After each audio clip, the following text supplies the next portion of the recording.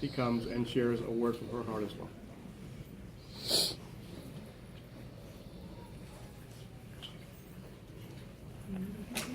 Hi everybody.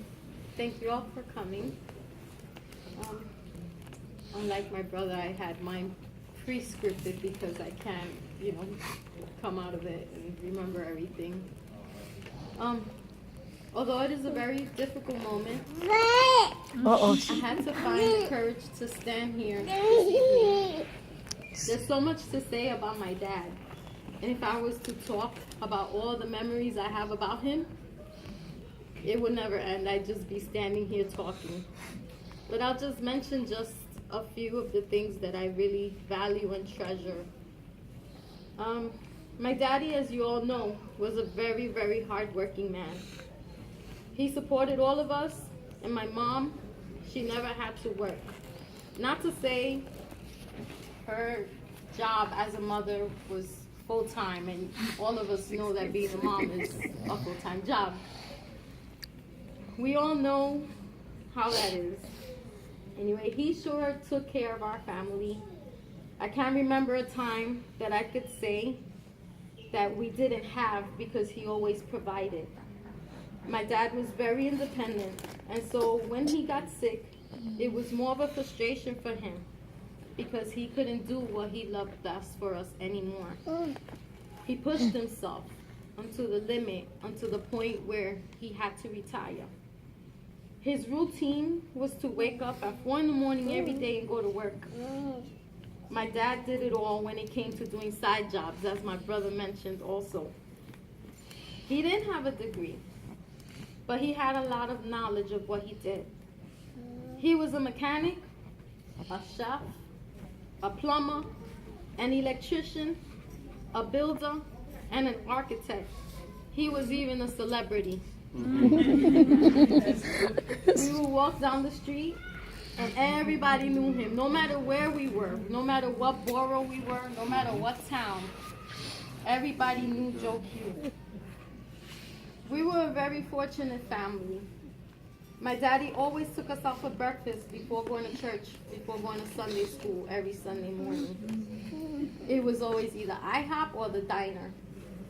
The ranch. The ranch. Right.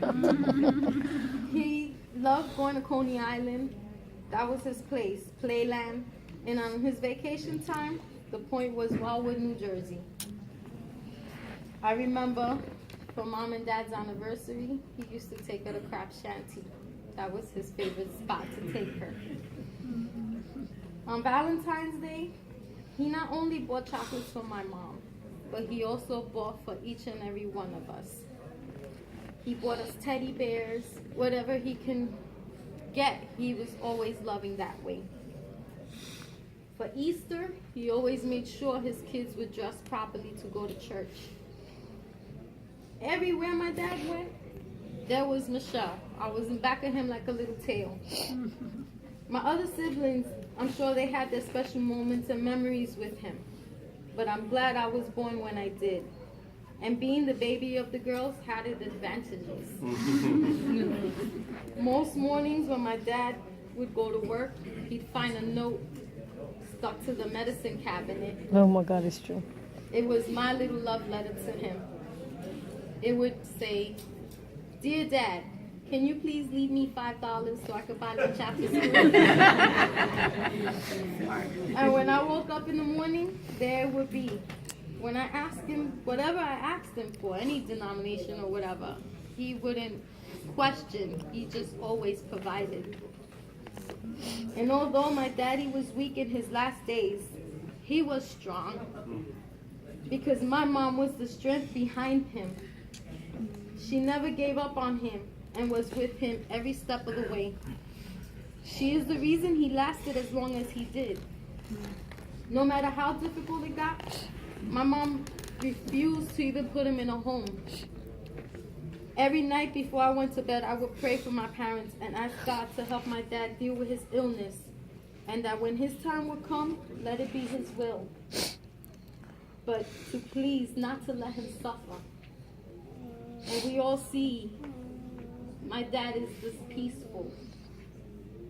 He's just Like I said, I don't even see a wrinkle on him. He would have been 73 this year. And he doesn't even look it with everything that he even went through.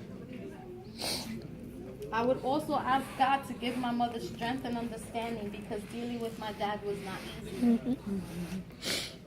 I would like to say thank you, Mom. You are a true warrior. You didn't give up on him. And on that note, I will also leave my dad a letter. It says, Dear Daddy, thank you for all you've done. You were a great husband, father, grandfather, and friend to many. I love you and I will miss you very much. I will take care of Mom and make sure she is okay. Rest in peace, for you have struggled a lot. Now it's time for you to enjoy life. Watch over my girls as well, and my little grandson. I will never forget you. Love always, your little girl, Michelle. I adore you and I love you.